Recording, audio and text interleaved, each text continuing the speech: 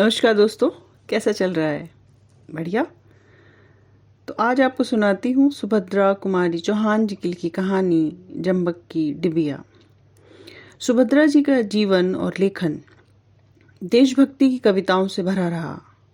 उनका जन्म 16 अगस्त 1904 को नागपंचमी के दिन इलाहाबाद के निकट निहालपुर नामक गांव में रामनाथ सिंह के जमींदार परिवार में हुआ था। बचपन से ही वे कविताएं रचने लगी थी।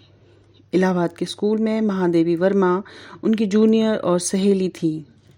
1919 में खंडवा के ठाकुर लक्ष्मण सिंह के साथ विवाह के बाद वे जबलपुर आ गई थी। 1921 में गांधी जी के असहयोग आंदोलन में भाग लेने वाली वह प्रथम महिला थी। वे 2 बार जेल भी गई थी। सुभद्रा कुमारी चौहान की जीवनी उनकी पुत्री सुधा चौहान ने मिला तेज से तेज नामक पुस्तक में लिखी है। 15 फरवरी 1948 को एक कार दुर्घटना में उनका आकस्मिक जाना हो गया। बिखरे मोती उनका पहला कहानी संग्रह है। इन कहानियों की भाषा सरल बोलचाल की भाषा है। अधिकांश कहानियां नारी विमर्श पर केंद्रित हैं। सुभद्रा कुमारी चौहान ने कुल 46 कहानियां लिखी।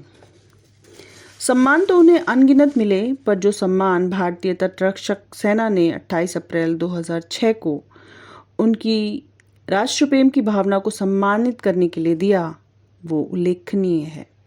भारतीय तटरक्षक सेना ने अपने नए नियुक्त एक तटरक्षक जहाज को सुभद्रा कुमारी चौहान का नाम दिया है।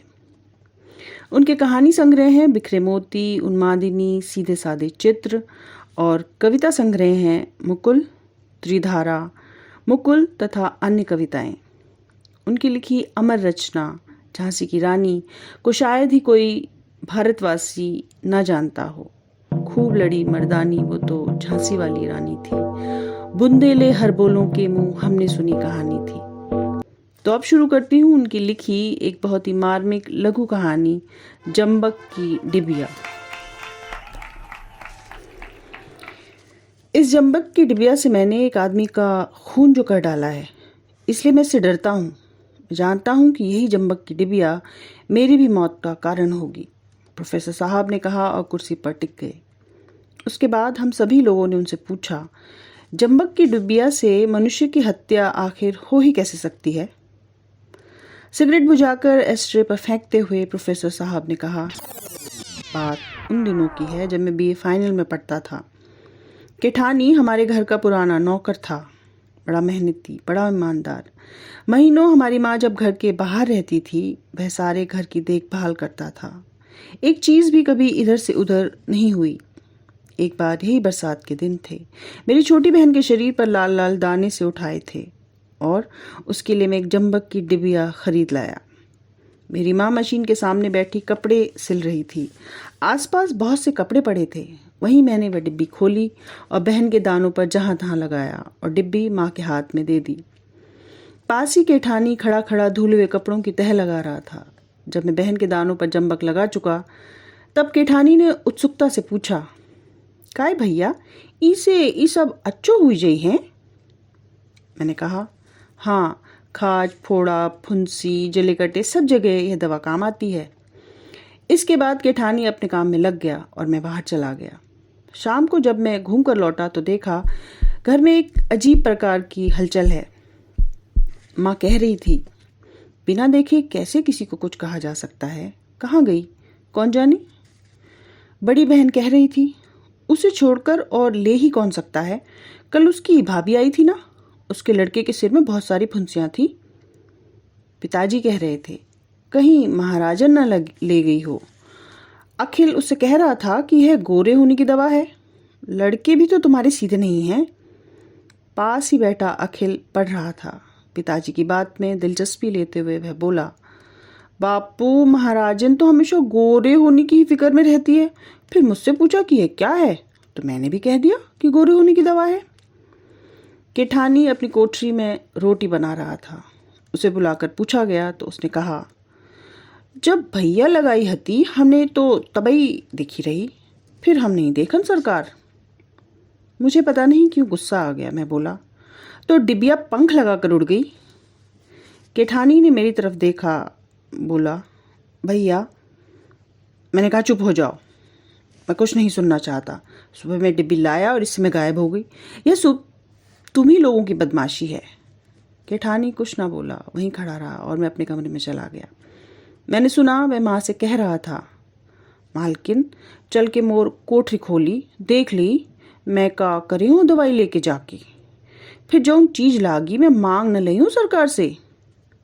मैं कोट उतार रहा था, न जाने क्यों मुझे इतना गुस्सा आ गया और कमरे से निकल कर बोला, चले जाओ अपना हिसाब लेकर, हमें तुम्हारी ज़रूरत नहीं है। आखिर में माँ ने बहुत समझाया, पर हम सब भाई बहन नहीं माने और माँ ने केठानी को बहुत रोकना भी चाहा और वह यही कहता रहा, जब तक भैया माफ़ नहीं कर देंगे, अपने मुंह से मुझसे रुकने को नहीं कहेंगे, मैं नहीं रहूँगा। और मैंने ना केठानी से रुकने को कहा और ना वह रुका। हमारे घर की नौकरी छोड़कर वह चला गया, पर घर के सब लोगों को वह बहुत प्यार करता था। वह गया ज़रूर, पर तन से, मन से नहीं। माँ को भी उसका अभाव बहुत खटका और मुझे तो सबसे ज़्यादा उसकी कमी खली। वह मेरे कमरे को साफ रखता था, सजा कर रखता था, फूलों का गुलदस्ता नियम से बना कर रखता था, मेरी ज़रूरतें बिना बताए समझ जाता और पूरी करता था। पर मेरे ज़िद्दी स्वभाव के कारण चाहते हुए भी मैं माँ से कह न सका कि केठानी को बुला लो, जो कि मैं दिल से चाहता था। एक दिन माँ ने कहा कि केठानी राय साहब के बंगले पर गारा मिट्टी का काम करता है।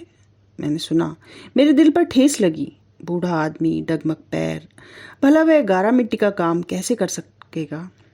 फिर भी चाहा कि यदि माँ कहे कि केठानी को बुला लेती हूँ तो मैं इस बार ज़रूर कह दूंगा कि हाँ बुला लो।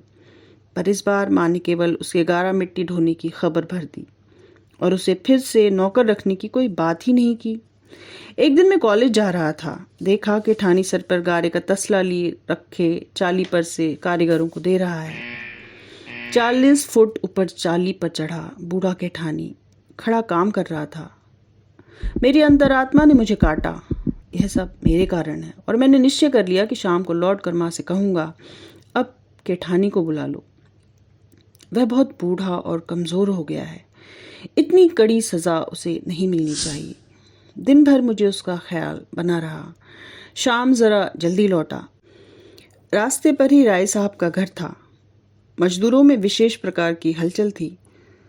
सुना कि एक मजदूर चाली पर से गिरकर मर गया। पास जाकर देखा, वह केठानी था।